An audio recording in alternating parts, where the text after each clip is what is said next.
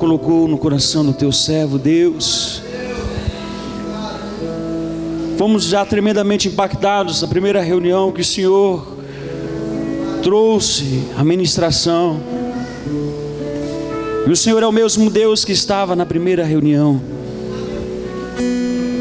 A diferença é que o Senhor a cada momento nos surpreende. E queremos ser surpreendidos, Senhor, mais uma vez pelo Senhor, pela grandeza e majestade das tuas mãos. Que o Senhor continue usando o teu vaso, o teu filho, onde quer que ele esteja, por onde quer que ele passe.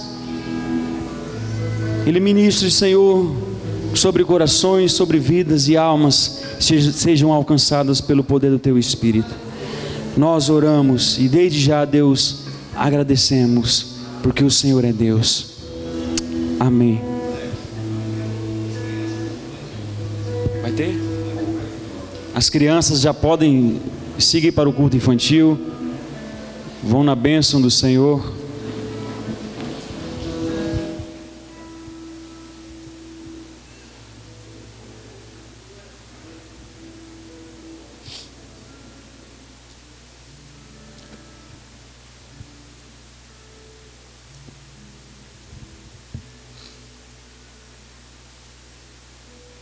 Graça e paz, irmãos. Que hino tremendo, né? Que letra maravilhosa. A gente está acostumado, como diz por aí no trecho, visitando igrejas. A gente acaba se acostumando nessas idas com o intuito de abastecer a igreja, né? Daquilo que a gente tem vivido. Vocês esperam muito isso da gente. De fato, a gente tem vivido muitas coisas. Mas nós temos vivido um tempo que temos necessitado tanto de cuidado, né? Eu quero agradecer a vocês. Obrigado. Obrigado por cada abraço. Dizem que o WhatsApp não é bom, né? Separa famílias, mas tem me unido essa família. Então obrigado por cada zapeada que vocês têm dado. Obrigado, pastor Josias. Tu tens sido um amigo mais chegado do que irmão. Obrigado, Ronaldo.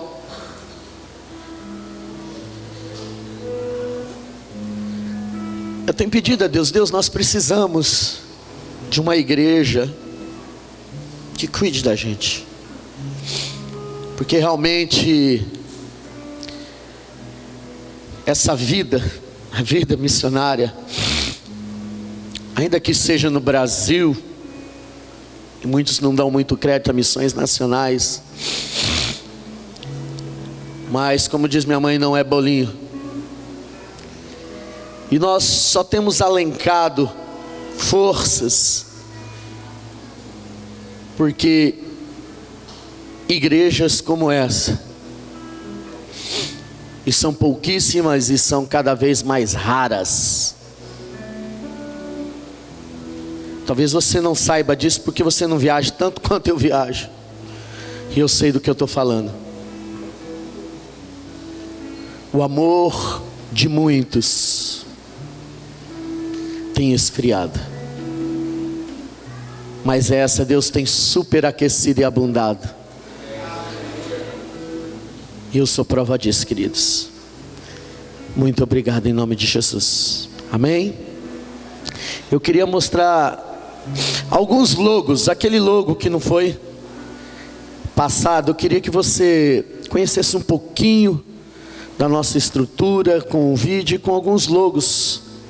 Esse logo, se você ver por aí, é o logo oficial do nosso projeto.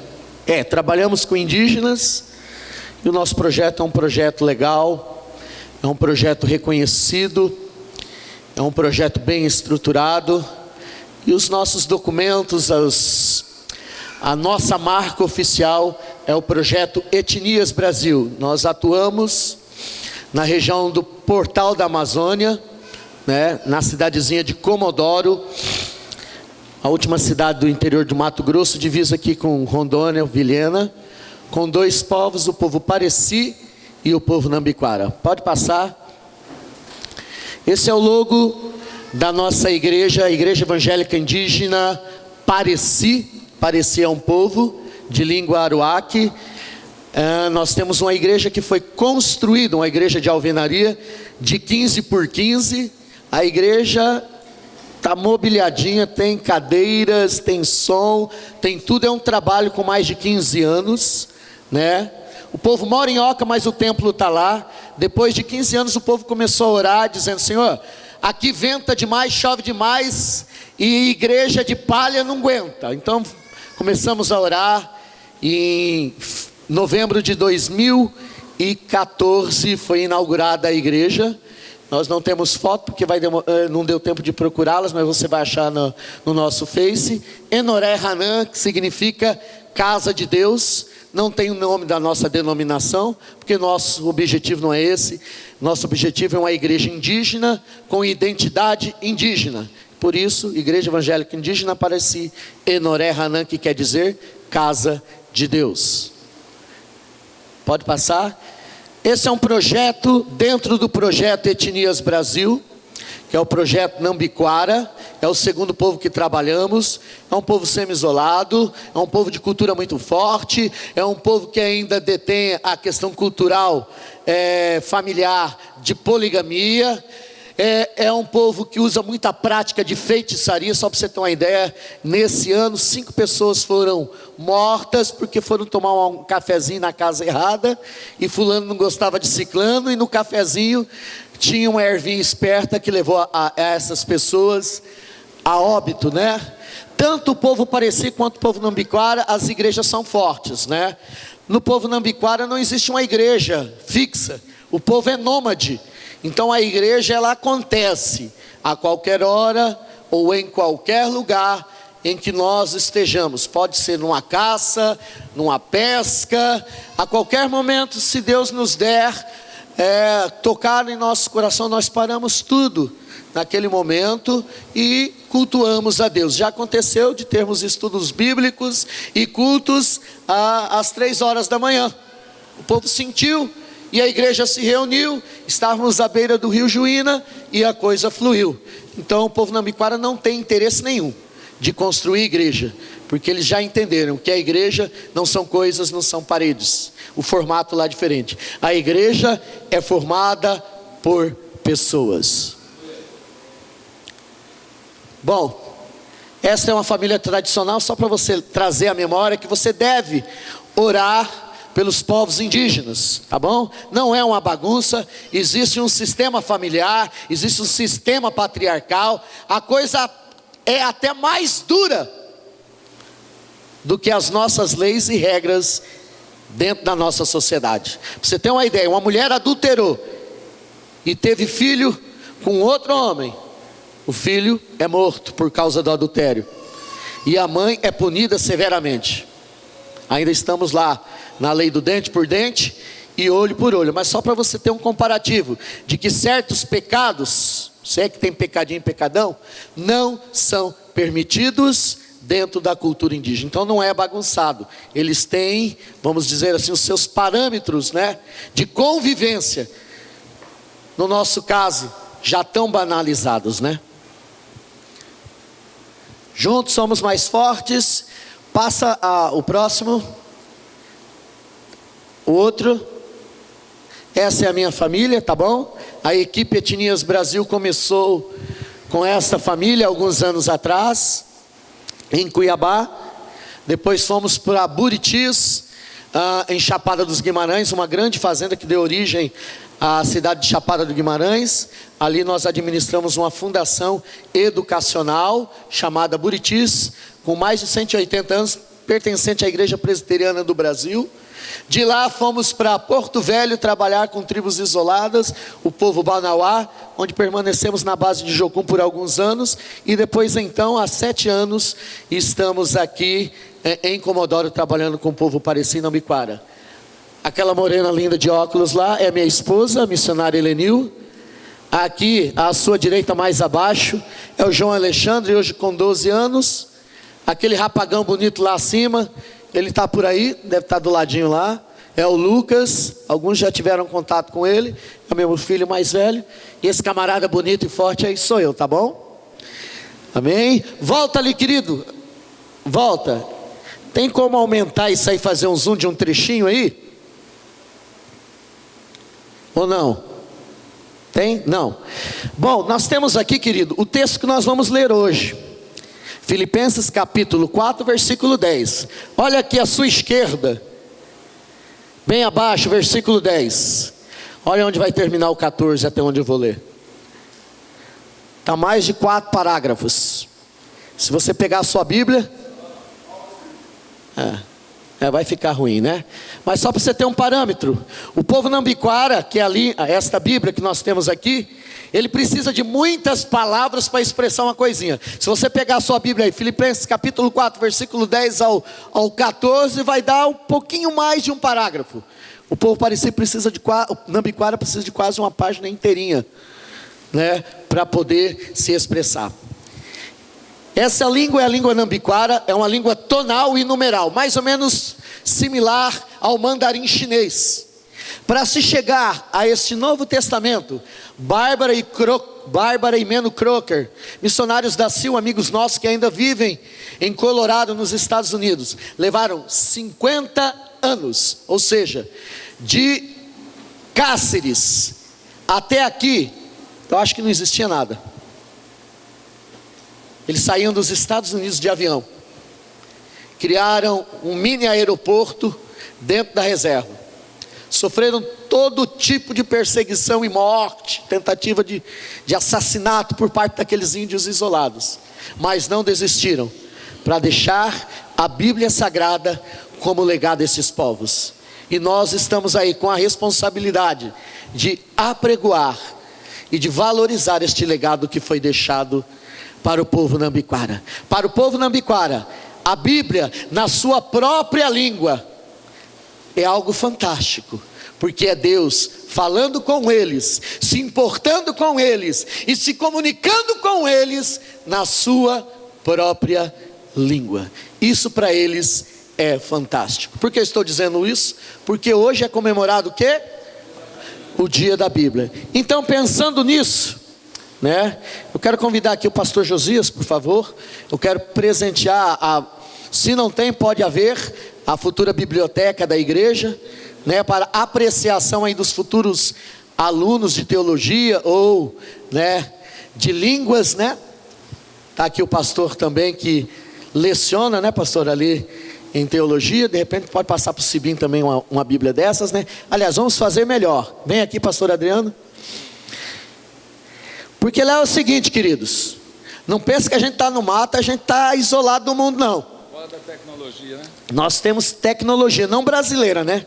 Os americanos até hoje evangelizam. A igreja americana não está morta. Isso é uma grande mentira. Temos aqui a Bíblia escrita para aqueles que foram alfabetizados nessa língua. Temos aqui também um aparelhinho, né? Esse aparelho, ele abre aí, pastor. Ele funciona a energia solar. O índio não precisa de bateria, de nada. Você coloca no sol aqui, ó. Vira, pastor, para que eles possam ver. Tem algum somzinho aí? Não? Eu não sei se acho que não deu tempo de eu carregar. Aperta aí, vamos ver. Não, tem que carregar na energia solar. Ficou parado esses dias aqui. Mas tem todo o Novo Testamento aqui na língua Nambiquara. Então, se o cara não lê, ele vai ouvir.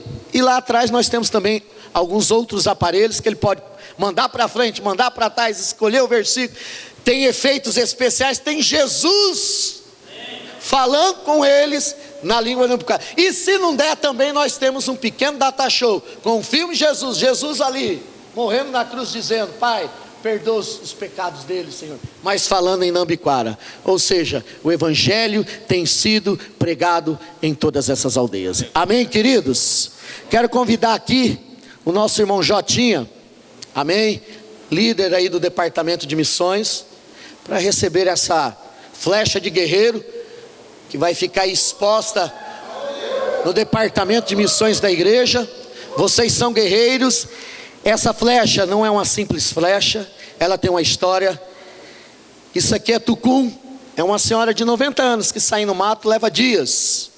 Ela vai atrás do tucum, ela tece o tucum e dá para o filho dele, que também vai atrás do tucum, a madeira, para poder confeccionar as flechas. Isso aqui leva muitos dias, queridos, e é feito pelos nossos irmãos nambiquaras, crentes que não abandonaram a sua cultura, mas permanece firme e forte. Nós temos uma aliança com vocês, e eu creio que vocês também têm uma aliança conosco. O maior presente que vocês podem nos dar é todo esse afeto, todo esse carinho.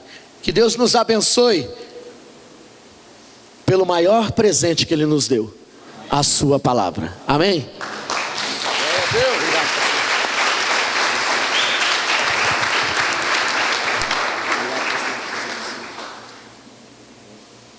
Obrigado, querido.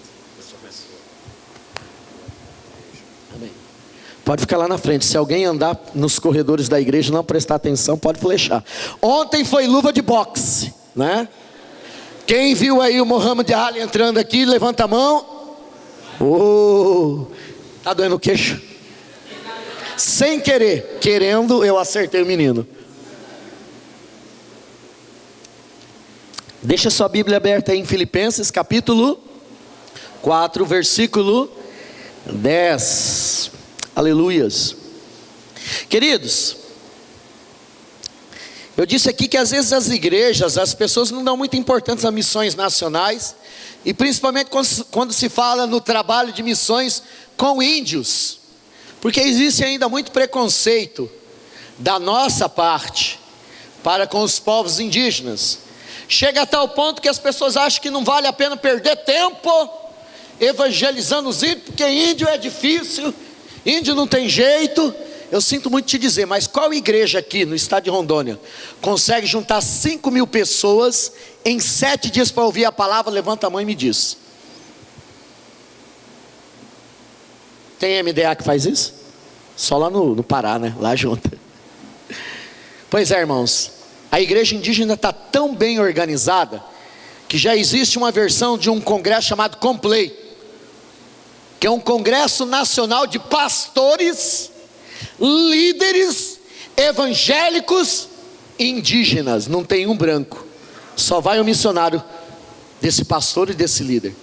A última versão foi em Chapada dos Guimarães, 5.600 indígenas, 7 dias, ouvindo a palavra de Deus, contando testemunhos, contando milagres, falando de missões, e dizendo: ainda temos 105 etnias, 105 parentes dentro do Brasil, que nunca ouviram falar do Evangelho de Jesus Cristo.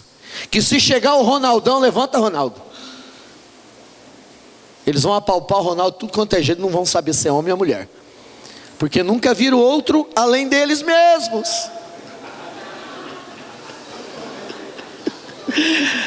Não, gente, que é isso? Não sou o Ronaldo não, gente.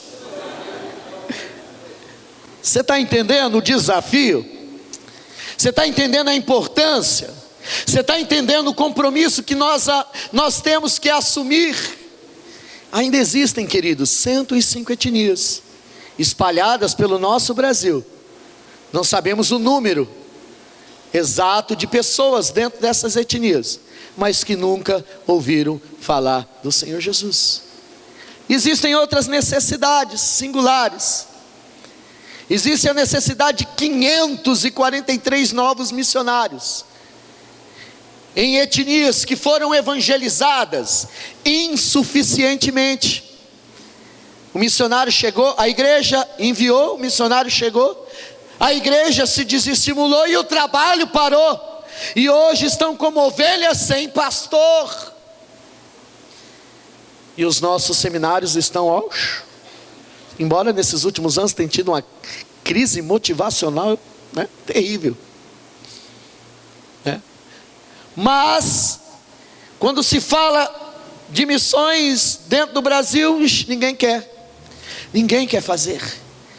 Mas esta obra não tem parado. Sabe o que está acontecendo? A terceira onda tem surgido. Você já ouviu falar esse termo, terceira onda? A primeira onda foram os americanos, os europeus que vieram para cá. Fizeram tudo isso, traduziram a Bíblia, deixaram um legado fantástico. A segunda onda são missionários como eu, que aceitaram o desafio de discipular e evangelizar e pregar com esta novidade bíblica chamada Bíblia traduzida na sua própria língua. Isso já vem 30 anos. E agora começam a surgir os primeiros missionários legitimamente indígenas, a terceira onda. Agora a bola vai ser passada para eles. Nós já trouxemos aqui um evangelista, um missionário chamado Evaristo. O cara é fantástico, queridos. Ele tem um testemunho lindo. E essa terceira onda está explodindo entre os povos indígenas, porque se nós não queremos, Deus tem levantado no meio deles. Aleluias. Aleluias. O Evaristo é o nosso mais excelente missionário indígena, na linha de sucessão do maior cacique Nambiquara. O Evaristo aceitou Jesus. E o pai dele disse: se você for crente, você não vai ser cacique, e você não mora mais na minha aldeia. E o Evaristo disse: se for preciso, pai, eu renuncio. Se for preciso, pai, eu mudo, eu abro outra aldeia, eu vou embora daqui, mas eu não vou renunciar a esse Deus. E o Evaristo abriu outra aldeia. Foi perseguido de morte de tudo quanto é jeito por renunciar à cultura e ao trono Nambiquara. Mas sabe o que aconteceu? A aldeia que ele abriu foi a aldeia mais abençoada por Deus entre o povo Nambiquara. Todos os investimentos, toda a estrutura do governo federal à disposição desses povos, posto de saúde, escola, pavimentação, uma série de trabalhos e de projetos. Só queriam levar para a aldeia do Evaristo, porque é a aldeia mais limpa, era a aldeia mais organizada, era o cara que levava as coisas para frente, era a pessoa em que os responsáveis por tocar esses projetos poderiam confiar nele. Ele era o cara, mas porque tinha Jesus no coração, porque era uma pessoa diferente, porque o evangelho transformou a vida do Evaristo, queridos. Sabe o que aconteceu 3 anos depois? O povo se reuniu. O pai foi lá na aldeia dele e disse: meu filho, volta para a aldeia branca, porque hoje eu entendi o que Deus fez na sua vida. E o que você está vivendo lá na sua aldeia, nós queremos também na minha aldeia, aleluia. O evangelho transforma a pessoa, o evangelho transforma a atmosfera, o evangelho transforma o ambiente, o evangelho transforma as circunstâncias, aleluia.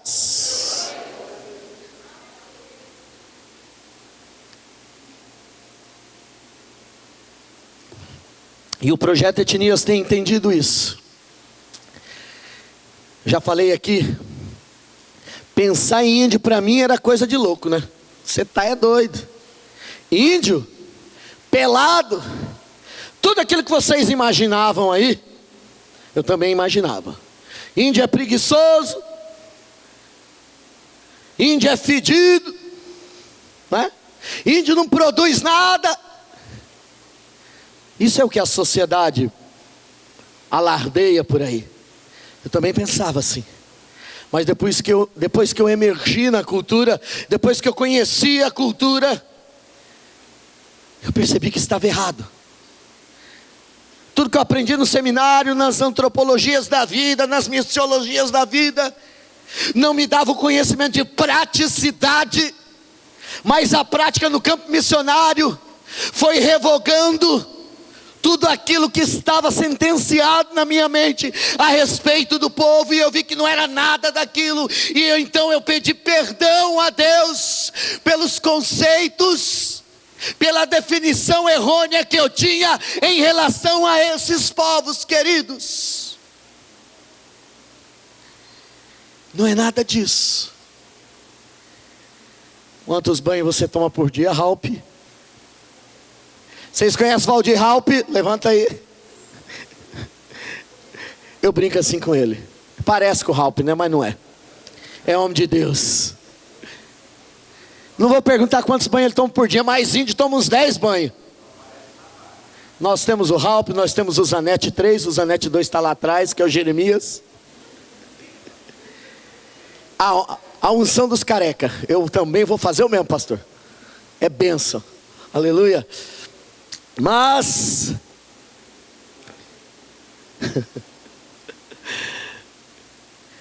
eu achava que a gente não tomava banho. Quando eu cheguei na aldeia, queridos, pô, mas esse povo parece peixe, não sai do rio.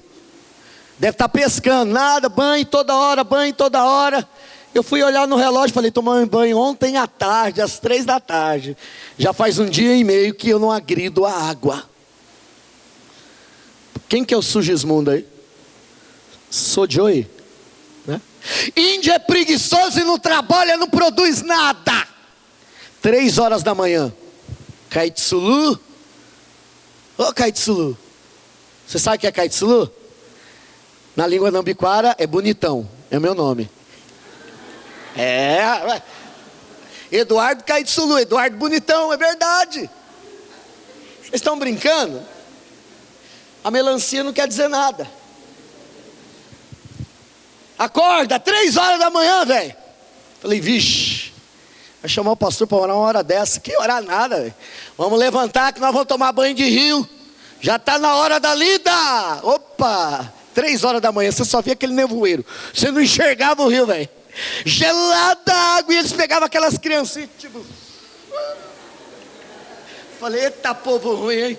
Que nada, missionário, aqui o pulmãozinho dele vai trabalhar, ele não vai ficar gripado igual as crianças de vocês na cidade. Falei, beleza. E daqui era 4 ou 5 horas da manhã. Vamos para onde agora? Vamos para o mato. Fazer o que? Rachar lenha.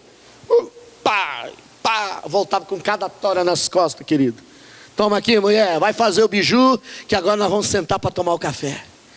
Quando era 7 horas, saía para pescar, levava 1, 2, 3, 4, 5 horas e voltava da pescaria. À tarde ia rachar lenha de novo, depois ia caçar. Quando era 6 horas da tarde, estava todo mundo dormindo. Que qualidade de vida, hein? Já pensou, José? Você morre lá, José, você não dá certo não. Pastor Josias dormindo 6 horas da tarde na aldeia, ele ia ser expulso. Esse negócio de meia-noite, 1 hora resolvendo problema de crente, não ia dar certo não, José.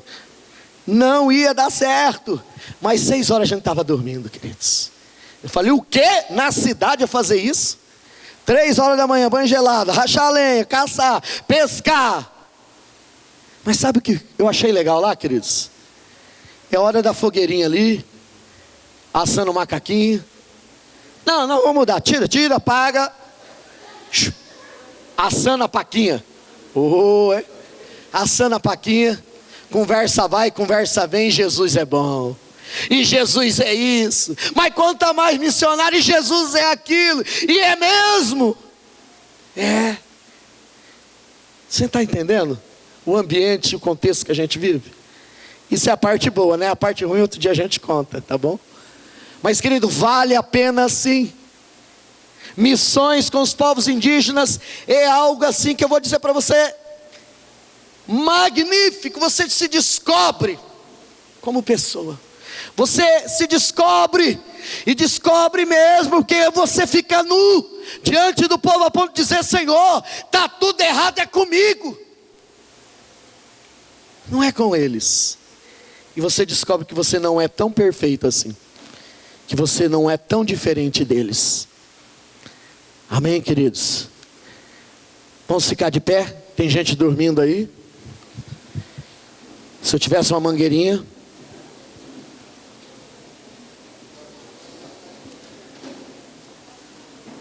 Irmã, esse hino aí você já fica aqui, que eu vou antecipar 5 minutos só para você cantar ele de novo, viu? Do meu tempo, não vou roubar tempo não. Diz assim a palavra: alegrei-me sobremaneira no Senhor, porque agora uma vez mais renovastes ao meu favor o vosso cuidado, o qual também já tinhais antes, mas vos faltava oportunidade. Digo isso não por causa da pobreza, porque aprendi a viver contente em toda e qualquer situação. Sabe, queridos, eu tanto sei estar humilhado, como também sei ser honrado. E de tudo, em todas as coisas, em todas as circunstâncias, eu já tenho tido experiência, tanto de fartura, como também de fome, assim de abundância, como na escassez. Por isso posso dizer que verdadeiramente tudo eu posso em Jesus que me fortalece. Diga a si mesmo: tudo eu posso em Jesus que me fortalece. Amém. Podem vos assentar em nome de Jesus.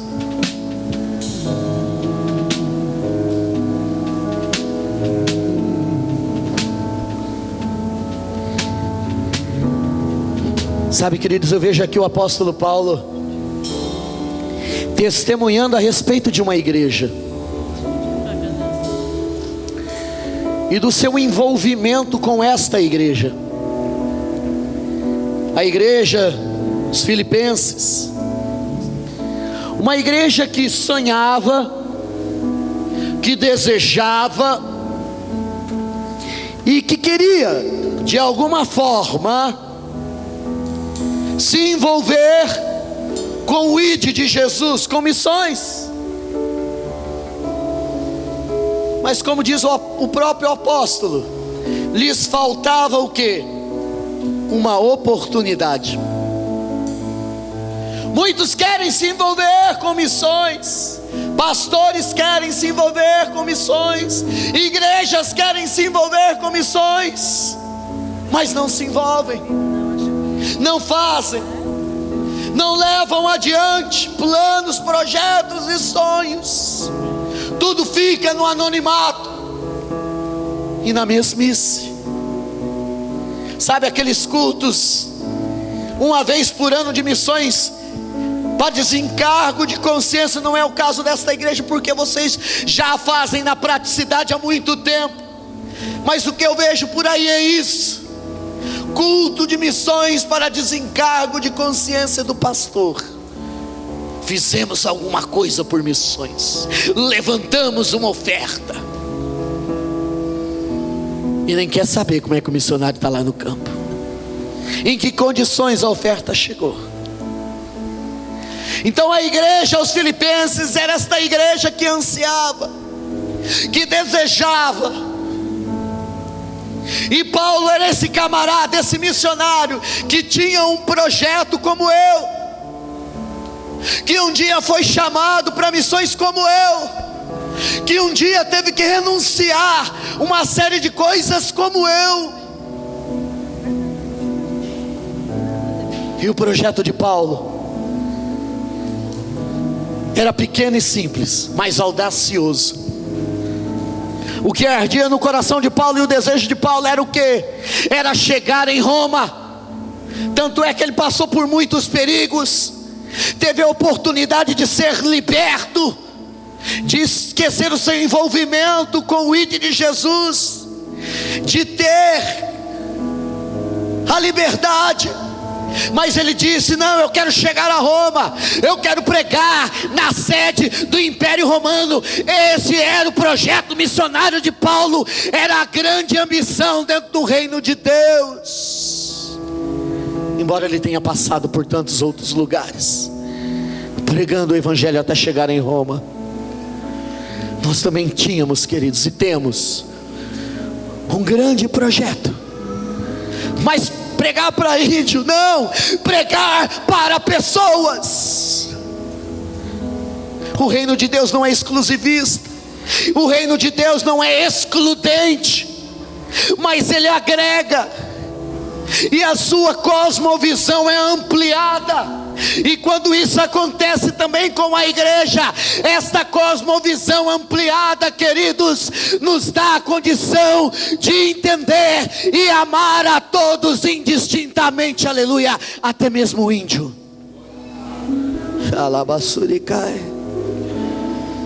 Mas assim como nós, Paulo começou as duras penas, não é, pastor? Às vezes a gente pensa que obedecer o chamado missionário é fácil. Eu vou ter problema lá no campo, é lá com os índios, é lá na África, é lá na Ásia, é lá com os muçulmanos. Mas começou com Paulo, assim como comigo, dentro da igreja. Paulo se converte, é batizado. Barnabé leva uma cascata do Pedro ali.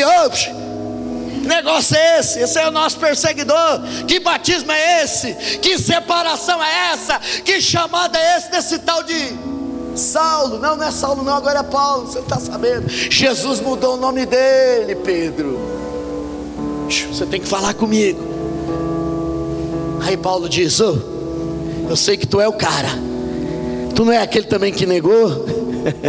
São palavras minhas, viu? Tu é o chefe da igreja, mas é o seguinte: acima de você está aquele que me chamou, Jesus, o Espírito Santo. É Ele quem me comissionou para esta frente, aleluia. O meu chamado não é de homem, mas vem do céu, aleluia. Não foi muito diferente conosco. Você está doido, Eduardo? Tem igreja aí, velho, que vai te pagar 5 contos por mês para você pastorear. Você está louco, cara? É carro na garagem, é plano de saúde. Escolhe outro povo, vai para a África, que lá o negócio bomba com a igreja. A igreja gosta de ver de criança barrigudinha comendo lama na África. Você vai ver como é que você vai levantar a oferta. Sabe, querido, você nunca vai ver eu mostrar isso aí. Sinto muito.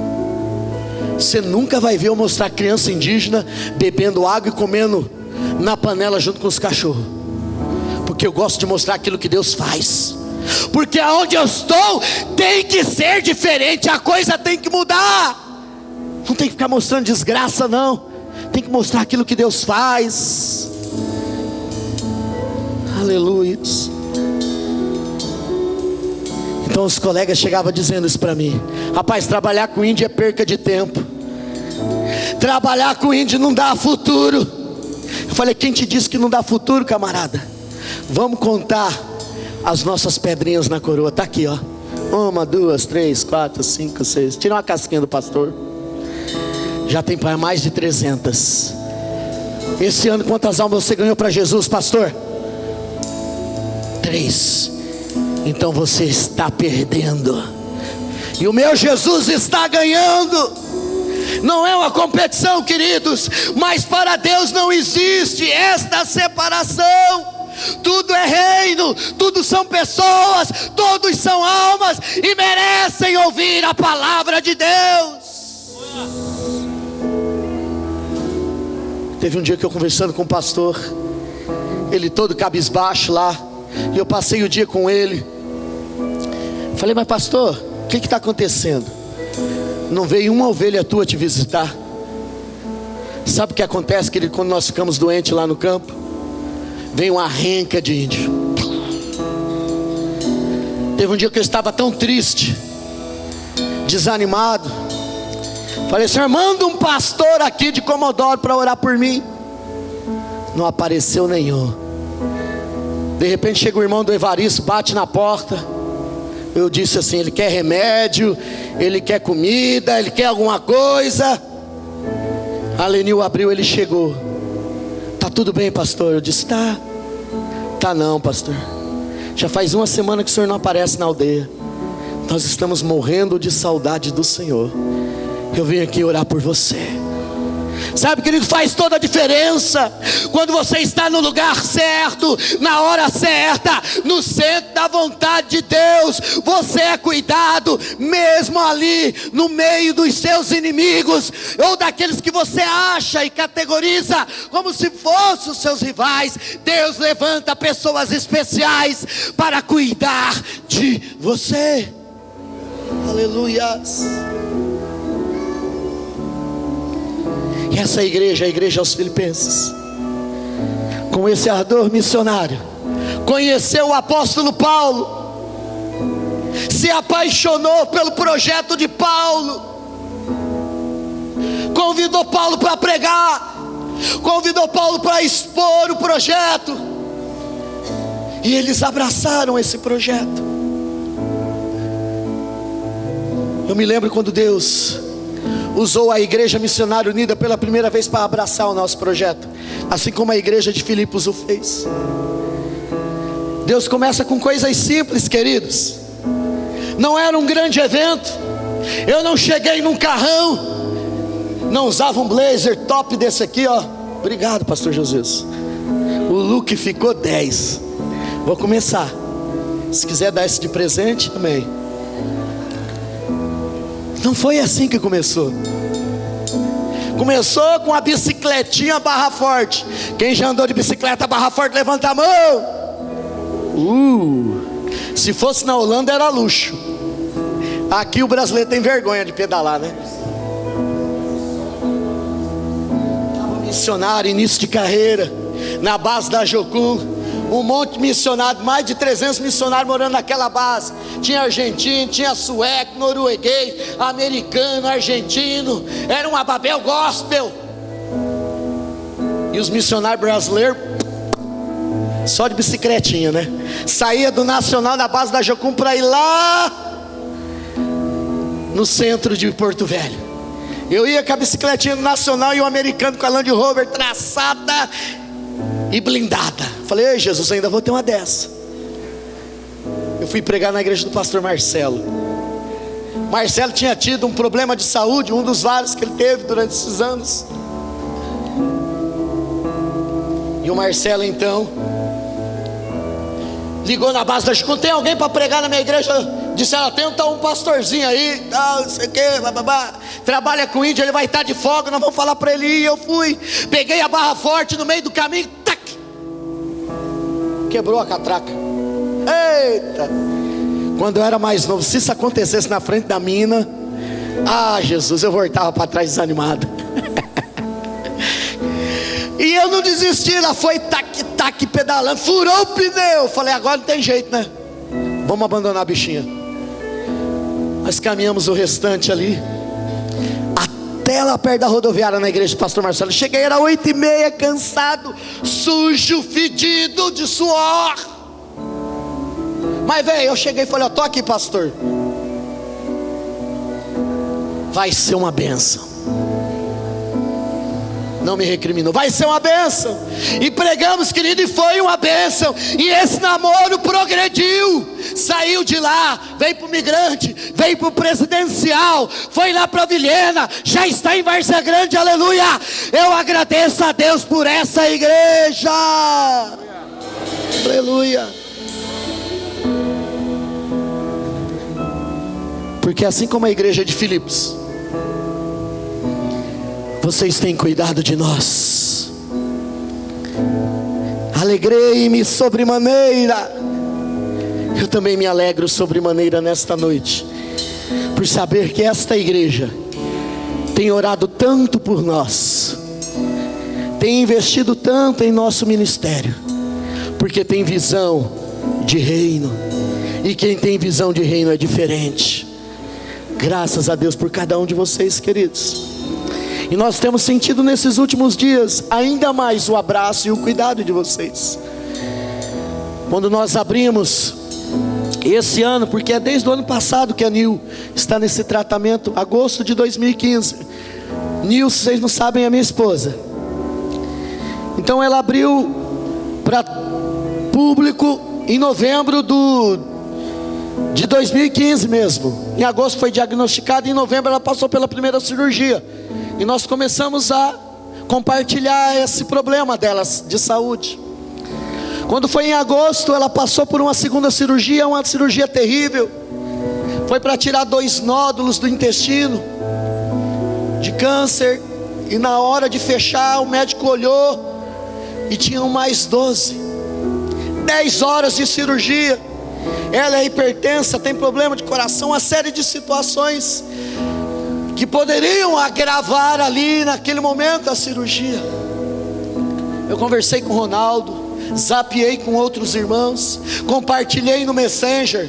Quem disse que essas ferramentas do capeta está mentindo. Ela pode ser usada por bem, e nós podemos receber o abraço de vocês através dessas mídias, queridos. Tem sido bênção para mim. E muitos de vocês que aqui estão, sem enumerar e dar nomes, nos mandaram mensagens de otimismo, de fé, de perseverança, de acredite, missionário, que vai dar tudo certo. A minha esposa passou depois das 10 horas, terminou a cirurgia, mas ainda sobre efeitos de drogas, de medicamentos, sentindo muitas dores. Ela clamava a Deus ali naquela UTI, mas houve um momento em que houve a visitação de Deus, e ela disse: Senhor, e o Senhor disse: você lembra, agosto de 2015, quando você recebeu o diagnóstico? E ela vê assim, queridos, literalmente, um calendário, agosto de 2015, eu estava com você, e Deus rasga aquela página. Você lembra a primeira cirurgia, novembro de 2015, eu também estava lá com você, e Deus rasga aquela folha. Você lembra, há poucos instantes, esta cirurgia que você passou, eram 2 nódulos que o homem descobriu, mas eu mostrei o restante, e a cirurgia foi bem sucedida. Eu estava com você, não tema, Helenil, eu estou com você até o final desse processo, porque não é para a morte, mas é para que todos me glorifiquem através da sua vida. Nós cremos, queridos, no milagre de Deus.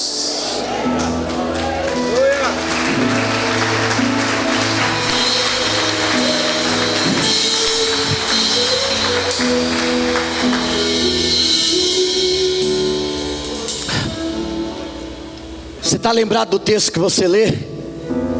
Paulo vai pregar numa sinagoga, não sei se é em Tessalônica ou se é em Colosso. Levam a surra, é apedrejado, é jogado para fora da cidade.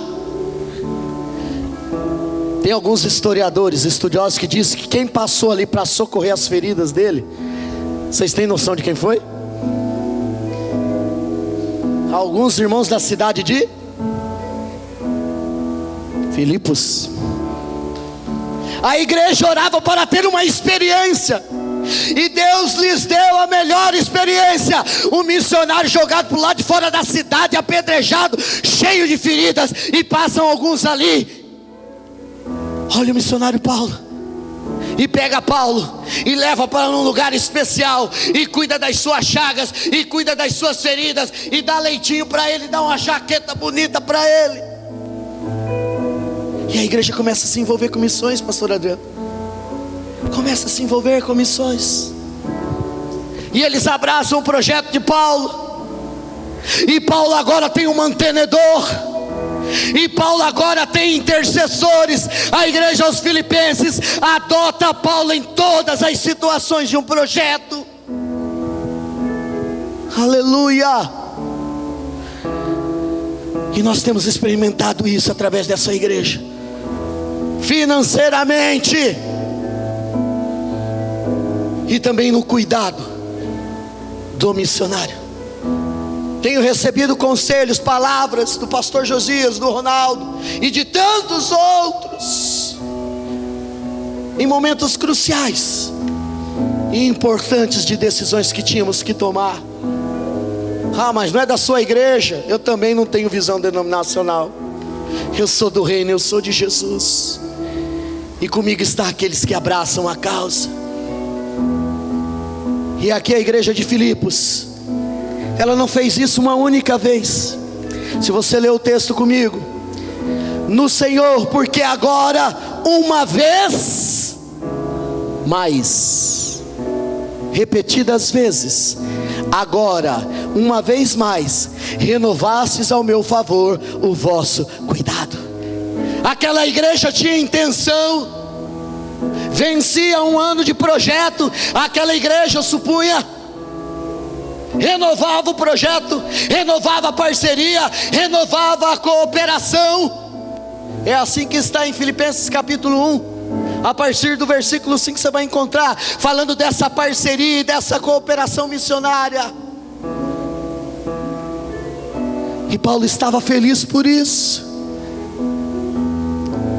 Por isso, queridos, digo isto, não por causa da pobreza, porque aprendi a viver contente em toda e qualquer situação. Você sabe o que é você entrar num campo missionário sem ter experiência nenhuma e aprender ao longo da caminhada? É a mesma coisa do marceneiro ou do carpinteiro. Nunca trabalhou com carpintaria. Ele pega o primeiro martelo, pum, não dá no prego, dá no dedão. E aí ele vai aprendendo com os dedos inchados de tanto levar pancada. Foi assim conosco. Teologia, missiologia, antropologia, não valeu. Mas o que nos valeu foi uma pessoinha muito legal e especial chamada Espírito Santo. Faça isso, haja assim, use de misericórdia, use de amor, tenha paciência, tenha perseverança. Esse povo também é meu. Aleluia. E nós somos crescendo. E quando eu digo crescendo, é Cristo crescendo em nós, naquele lugar. Hoje somos 180 entre os nambiquaras, espalhado entre os parecidos são mais de 250, para a honra e glória do nome do Senhor Jesus. Uma igreja forte, um povo que chora, um povo que ora, um povo que tem o coração quebrantado.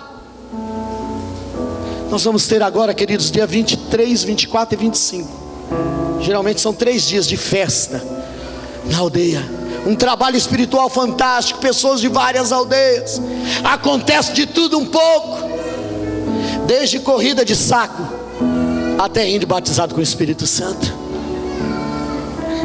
Então, queridos, quando você vê o resultado do trabalho do Espírito Santo convencendo o homem do pecado, você diz: pastor Antônio, vale a pena. Vale a pena ter renunciado grandes igrejas, vale a pena ter renunciado cargo público, vale a pena ter renunciado um bom salário, vale a pena, porque essas almas para mim vale mais do que o mundo inteiro. E isso também tem que ser o seu pensamento, queridos. Paulo diz aqui: aprendi a viver na pobreza. Quantas vezes nos faltou tantas coisas básicas, poderíamos ter nos desesperado, né, Wilson? Mas Deus supriu todas as nossas necessidades, e ainda tem suprido, e continuará suprindo, se nós nos mantermos na posição, fiéis a Deus, no propósito, no plano, no projeto e nos sonhos de Deus. Essa é a dinâmica do reino, queridos. Seja firme e fiel naquilo que Deus deu para fazer dentro dessa igreja e fora dessa igreja. Nós já vamos encerrar, queridos. Tanto sei estar humilhado, como também sei ser honrado. É possível isso para os filhos de Deus, para os servos de Deus, para um missionário, para um pastor? É possível. Paulo experimentou isso.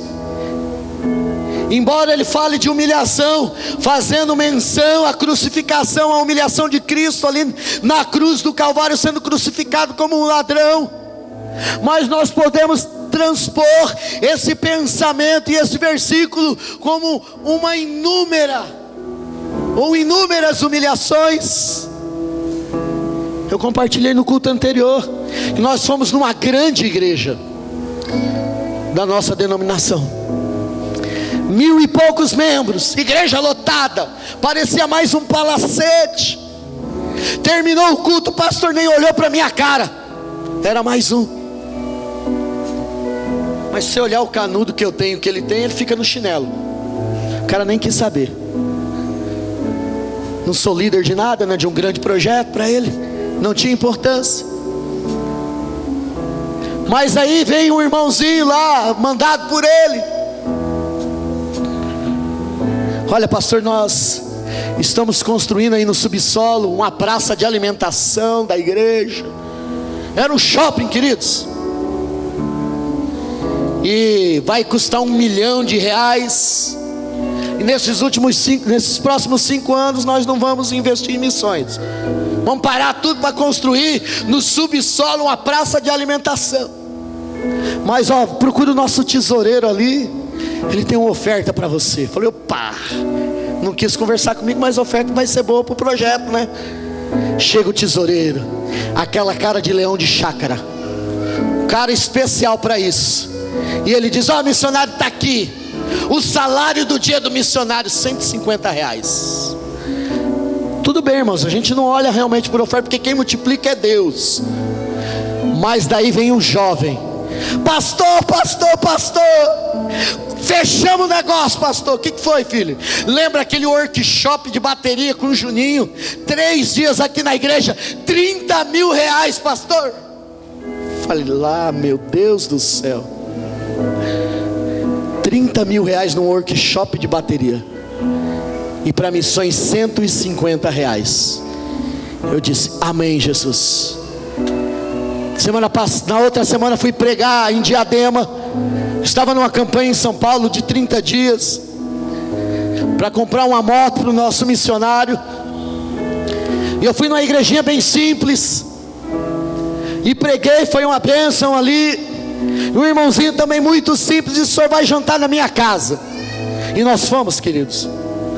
Rapaz, Diadema, para quem conhece Diadema aqui sabe o que eu estou falando. Jesus de Nazaré, eu vou morrer aqui, pastor. Cara, nós entramos num beco estreito. Ronaldo não passa. Levanta aí, Ronaldo. Pô, cara, você não quer colaborar, velho. Estreitinho. E subi, e desci, e subi, e desci, e desci, e subia. Direita, esquerda. Teve uma hora que a gente entrou na casa da pessoa, saiu pelo fundo. Invasão de privacidade, meu Deus. E chegamos na casa do irmão, no subsolo do subsolo do subsolo do subsolo. A língua para baixo. Eu olhei assim a fachada da casa do irmão. Jesus, eu tenho que ajudar esse irmão. Não é possível, olha a fachada da casa. Querido, ninguém é tão pobre que não possa contribuir com o reino de Deus. Isso é uma mentira de Satanás. Você pode contribuir de alguma forma, orando, intercedendo, indo, contribuindo. E quando ele abriu a porta da casa, dou de cara com a TV plana Sony, última geração, 60 polegadas, um sofazão que parecia uma plataforma da NASA. E ela diz, pastor, eu não fui no culto porque estava preparando a janta para o senhor. Tem carneira assada, tem costela assada, tem munguzá, tem tapioca, tem buchada. E eu comi tudo.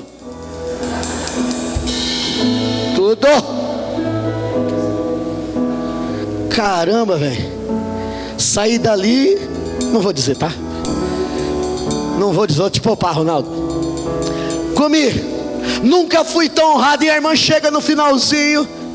Eu já tinha passado por 38 igrejas, pastor. Preguei até no culto do Galo da Madrugada, que lá em São Paulo tem isso. Lá em São Paulo tem um culto, querido, só para você. A troca de vaso. Vem pregador de tudo quanto é igreja.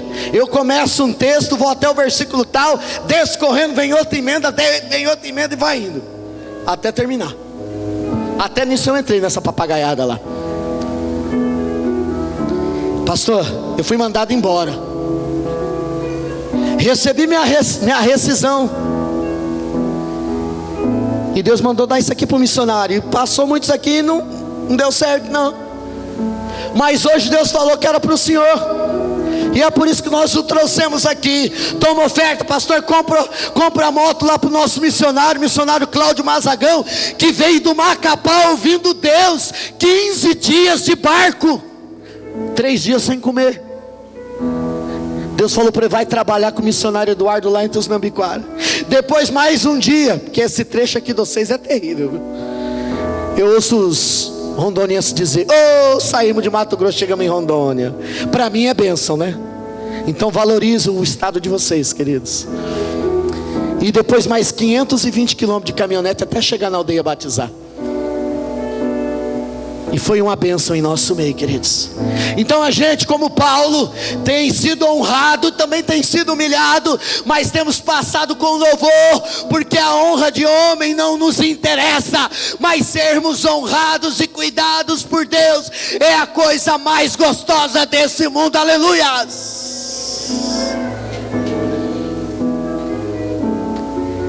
E depois de tudo isso, Paulo diz no verso 12, na parte final, depois de circunstância, vírgula, diz assim: já tenho experiência.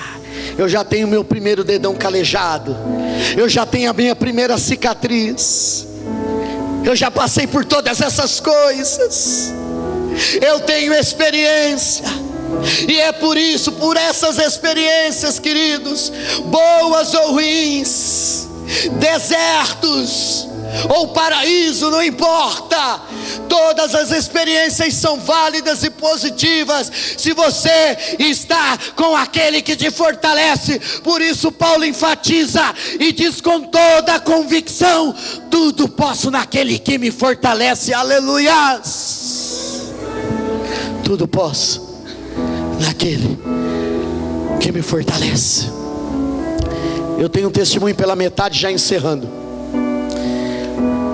Nós queremos construir uma casa de apoio missionário para receber vocês, não para turismo, mas um turismo prático: caçar, pescar e evangelizar. E nós orávamos por um terreno, Deus nos deu 4 através da prefeitura. Mas cadê o dinheiro para construir uma casinha de 3 quartos? Não tem, de jeito nenhum, não tem. Há poucos dias, uma igreja nos Estados Unidos ficou sabendo do projeto. Eles já construíram, não foi casas, base. E base missionária tem que ter muita estrutura, entenda isso. Em Orlando, a Church Connection Orlando, Estados Unidos. Nós procuramos um projeto e nós queremos construir uma base missionária na região norte. E Deus disse que é o projeto do Senhor. Vamos marcar uma data para fevereiro. 17 missionários americanos construtores vão estar aí para fazer a medição do terreno, e o projeto, e o desejo, e o sonho do Senhor. E isso vai se tornar realidade. Queridos, coloque nas mãos do Senhor todos os teus sonhos, todos os teus projetos, mas acima de tudo, aquilo que Deus tem para você fazer no reino de Deus. Buscai primeiro o reino de Deus, e as demais coisas vos serão acrescentadas. Aleluia. Deus em primeiro lugar, e saiba que Deus vai te honrar, queridos. E nós estamos aí orando e pedimos a vossa oração para que este projeto se concretize e surja ali em Comodoro uma grande base missionária para a honra e glória do nome de Jesus. Amém. Pastor, eles podem cantar esse hino aí? Pastor Josias, eles podem louvar ao Senhor com esse hino novamente? Pode? Então vamos ficar de pé, queridos, e a palavra já fica com o Senhor a hora que eles encerrarem. Aleluias.